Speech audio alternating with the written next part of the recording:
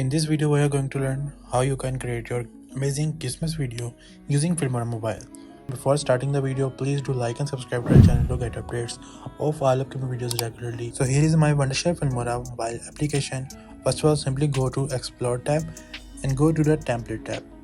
And under the template tab, simply search Christmas, and here you will get a lot of new Christmas crazy templates that you can use for your Christmas edits. So I just simply go with the Christmas gift 03. Simply click on make video.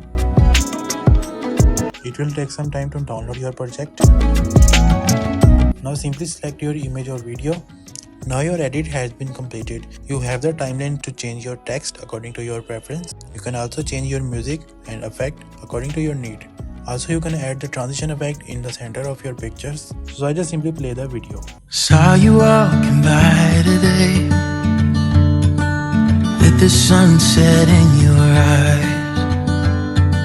I couldn't find the strength to say. Now it's time to export your video. Simply click on export button and select your resolution. I just simply go with the 1080p with the frame rate of 30 fps. Now remove the watermark if you have purchased the wonderful Filmora, and also turn on the smart HDR. Now click on export button.